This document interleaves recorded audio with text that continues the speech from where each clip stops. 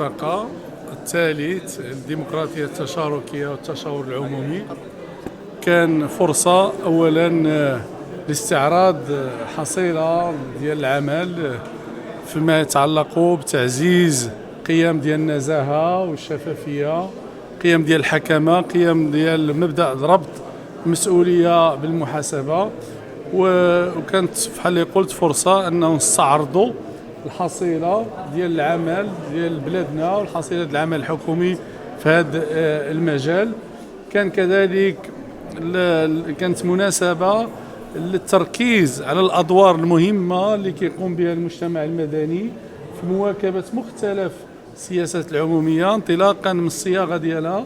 مرورا بالأجراء ديالها والتنفيذ ديالها، وانتهاء بالتقييم ديال أثر السياسات العمومية على مستوى المواطنات والمواطنين. وكان التركيز بشكل أساسي على مختلف الآليات اللي كتمكن المجتمع المدني أنه ينخرط في هذه الدينامية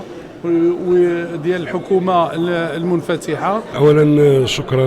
المنابر الإعلامية على الاستضافة والحضور ديالكم لتغطية فعاليات الملتقى الوطني الثالث للديمقراطية التشاركية. طبعا كما شاهدتم معنا انتهت قبل قليل الجلسة الافتتاحية ديال هذا الملتقى اللي كيجي هذا الملتقى الوطني الثالث في إطار أولا الاحتفاء بالأسبوع العالمي للحكومة المنفتحة، وكذلك هذا الملتقى هو ضمن خطة عمل جهة طنجة تطوان الحسيمة فيما يتعلق بهذه المقاربة ديال الديمقراطية التشاركية أو مقاربة الحكومة المنفتحة. طبعا كاين واحد المنعرج في هذه النسخة الثالثة، هو أنه من ملتقى وطني أصبح عنده واحد البعد قاري، لأن كما لاحظتم معنا حضور يعني 4 الوفود رفيعة المستوى من جهة كوت ديفوار برئاسة رئيس جهة مهمة، والشقيقة موريتانيا يترأس الوفد رئيس جهة كذلك، ووفد عن السنغال وكذلك عن البنين. طبعا هذا الملتقى هذا سيعالج كثير من القضايا، لأن طيلة الفترة الصباحية كانوا 4 ديال الورشات موضوعاتية على أعلى مستوى، يعني كل ما يتعلق بالحكمة البيئية وعلاقتها بهذه المقاربة التشاركية، كذلك الهيئة الاستشارية نحو تعزيز الفضاء المواطنة، وكذلك قضايا الابتكار والرقمنة في الورشة يعني الثالثة. اللقاء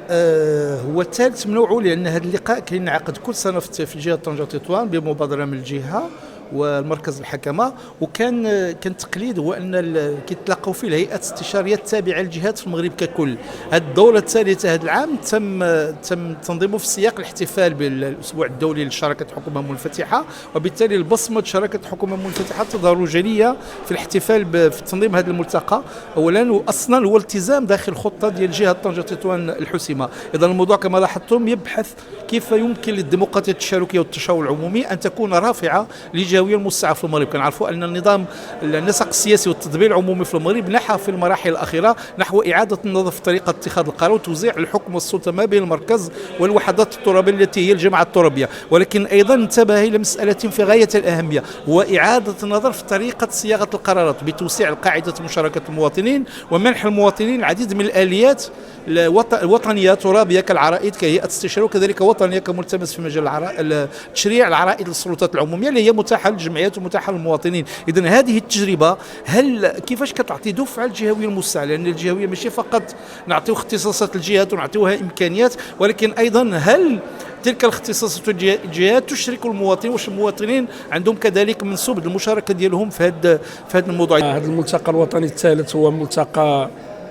ديال تقاسم التجارب كذلك مع الشركاء الافارقه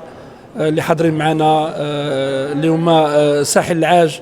السنغال، البنين وكذلك موريتانيا، اللي هما حاضرين على مستوى عالي من المستوى ديال المسؤولين الجهويين والمحليين، وكذلك الحكوميين كوزاره العدل ديال البنين ووزاره الماليه ديال كوت ديفوار. وحنا سعداء كما قلنا، سعداء باش نتقاسموا مع الزميلات والزملاء التجربه ديال المملكه المغربيه الرائده على صعيد الانفتاح، وكذلك على صعيد